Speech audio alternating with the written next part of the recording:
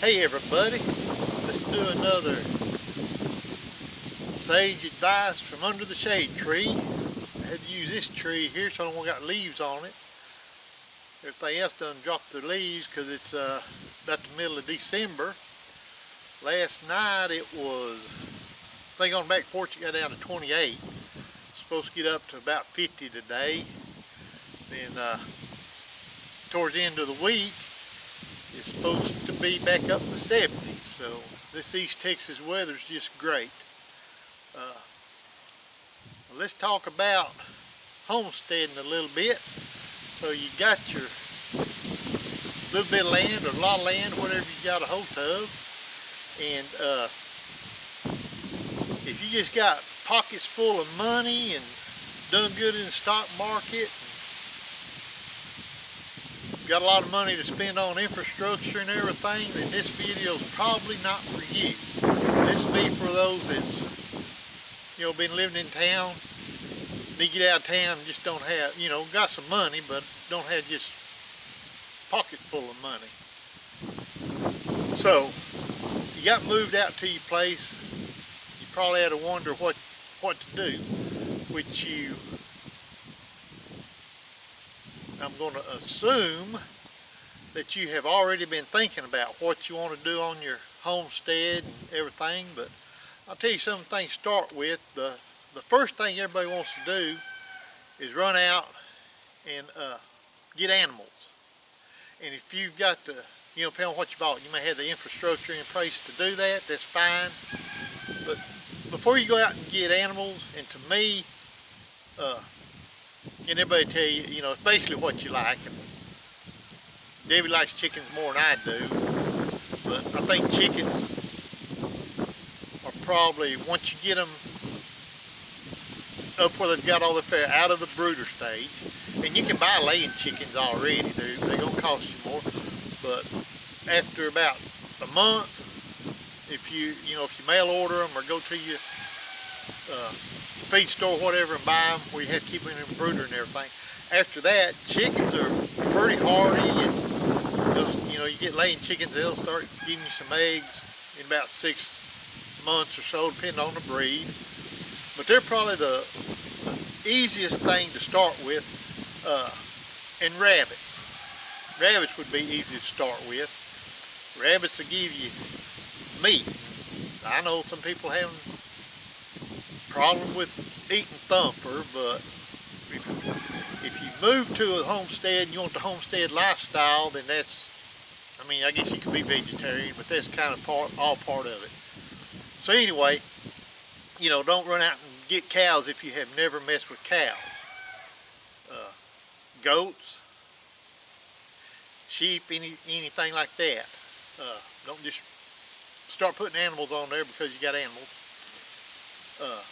Another thing is, don't run out and get a dog if you don't have a fenced-in yard or somewhere you can put it. 2 or 3 things that happen is it's going to start irritating the neighbors. If it gets in somebody else's chicken or something, it's liable to get shot, or get out on the highway and get run over. So, and I know it's, hey, we're out in the country and let's get us a puppy and let him run wild. Well, it's not going to end good for the puppy. So, be sure you got a place to put the dog. And that's just starting off. But some of the things that's probably the easiest to do once you start homesteading, till you get your infrastructure and everything, start stocking up on necessities. Stock up on some food, and hopefully when you move to the homestead, you got rid of a bunch of material possessions that you really didn't need. It's nice to have a closet full of clothes, but if you only wear, if you only wear the same 5 shirts every week, why do you need 20 shirts? So look at stuff like that. What have I not worn the last 6 months? Get rid of some of that stuff. That makes more room in your closets. Maybe build you some shelves. Or, you can go to the big box store and buy you some shelves. You're gonna need to learn some carpentry skills if you're gonna have a homestead. So go ahead and build your own shelves. And if it don't work out, it's not like you lost a whole lot, and you can tear them apart and start over, see what you did wrong, correct it the next time. But start stocking up. And I don't like processed food. I don't think it's healthy for you. But you know, ramen noodles. If electricity goes out, you can make your little old campfire, heat you up some ramen noodles, and you ain't gonna starve to death. And they keep for a long time, the way I understand it. I know a lot of people have survived on them. So, you know, look at stuff like that. Next thing, if you don't do it,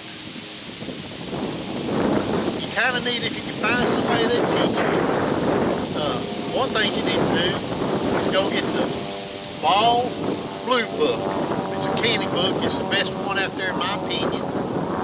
Debbie's got one that's probably 30 years old. And then she got a newer one too.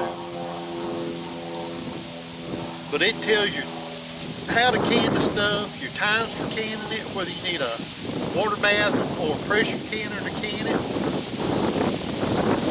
Read up on it. You can teach yourself, but you kind of take the chance. You really, if you're going to get into canning, you really need to get somebody that's doing it to kind of walk you through it, help you, because ideally, it's wintertime now, not a lot going on, but ideally this summer you're going to have a garden.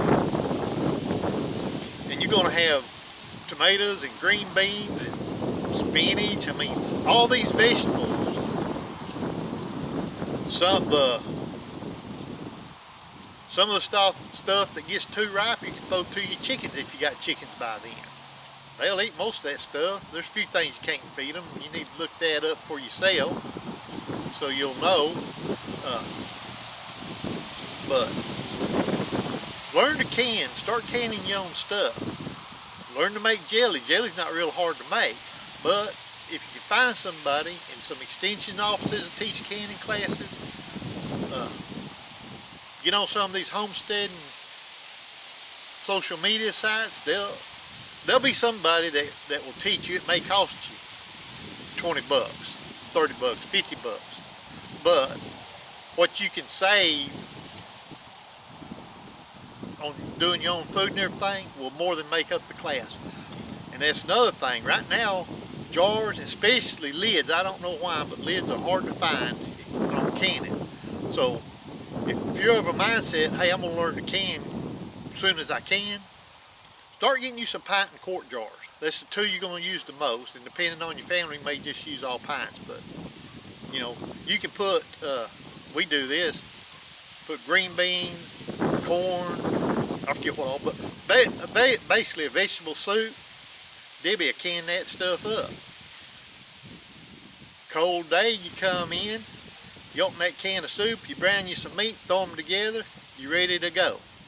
So start, when you find them, you're probably not going to find jars on sale right now, but when you do find them, buy you a case or two. You'll be surprised how many jars you'll go through. And so buy them up, start stocking them up, so when you start canning, you'll have what you need to can. The other thing is, find somebody to teach you to sew by hand and on a sewing machine. It's not hard to learn, but you know, if you can put a patch on your work jeans, you know, that may save you 20 bucks or 30. I don't know how much work jeans are. To be honest, we get ours from a thrift store here in town, and I think you jeans are $3 or $5 a pair. Well, I use them to work in. They, you know, they may not fit me like Wranglers fit me, but working in them, they're fine. And it don't shame me any at all to wear used jeans. I mean, because really think about it. First time when you buy a brand new pair of jeans, you put them on, they're used after that. You know, washing them gets all the cooties out. So just think about that you know, maybe I need to learn to sew, and there's somebody out there who will teach you. So think about doing that type of stuff, and how can I get started on things I'm going to need. Don't jump out there and get animals first thing, because I think you may have trouble, and of course depending on your background. But if you've never had animals before and you jump out there first thing without understanding everything about animals you need to know, you're going to get discouraged because you're going to lose something. Like rabbits. Rabbits are fairly easy to raise. Do not change their feed suddenly. If you do, you're probably going to lose 2 or 3 of them. It gives them belly aches, and it messes their digestive tract up.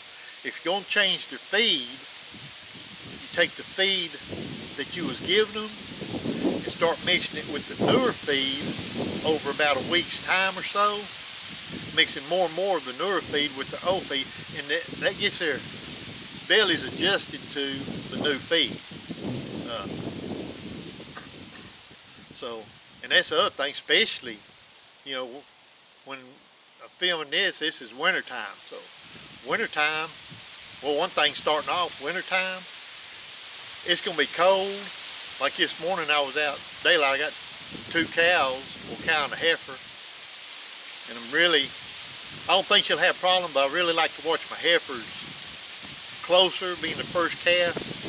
But I was out right before daylight, it was, I don't know, freezing, 32, 33 degrees, checking on them just to be sure everything was good through the night. They hadn't had a calf yet, but that's the thing, you're gonna be trying to feed animals in the cold, trying to give them water in the cold. Your water may freeze on you, then you've got to do something else. So spend your first year learning, okay, if my water froze, how am I going to water these rabbits?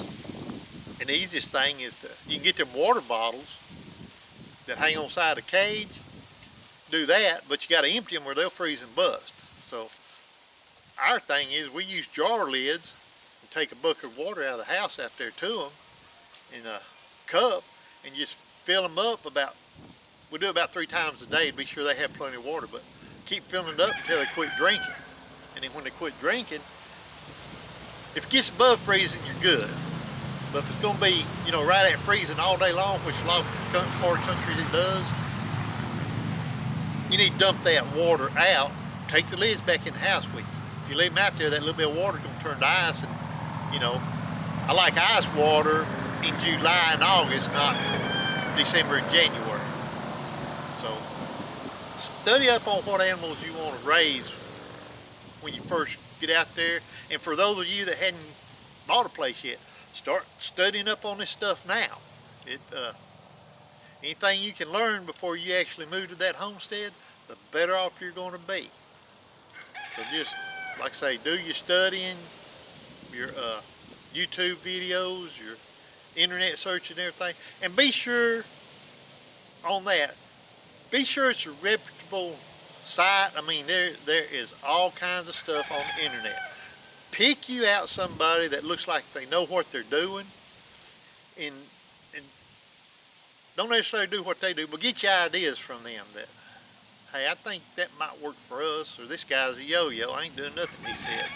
So I guess that's the biggest thing is just get out there and study up and learn all the skills you can. You're going to need some carpentry skills. Anything you can learn to do, you're going to need some plumbing skills. I mean, like I say, if you got a pocket full of money, when that water, you know, when that water line at the garden breaks, you got the money to call a plumber, call him. I don't care. But if you don't have the money, or you don't have 2 or 3 days to wait on him, go ahead and learn how to do that plumbing. And that may be another video later on, how to fix PVC and such as that. I ain't real good at sweating copper, but I don't have a lot of copper on my place. I mostly have PVC. So mostly because it's easy to fix, and it'll bust on me once in a while, but it's easy to fix. So that's why I've got it. But just like I say, the biggest thing is study up, do your studying, get comfortable that hey, I can do this, because I would think everybody could, but there's going to be some people, for whatever reason, cannot homestead. It's the wrong life form or whatever. And it would be better to figure that out before you buy your place than after you buy it. So I guess that's all for this time. And we will see you on the next one. If you have anything you want me to talk about, just leave it in the comments and I'll see if I can figure out something to say. So it's right here close to Christmas, so y'all have a Merry Christmas, Happy New Year, all that kind of good stuff. So we will see y'all next time. Oh yeah, do that thumbs up, like, subscribe, you know how to do all that stuff. So thanks for hanging out. We'll see you next time.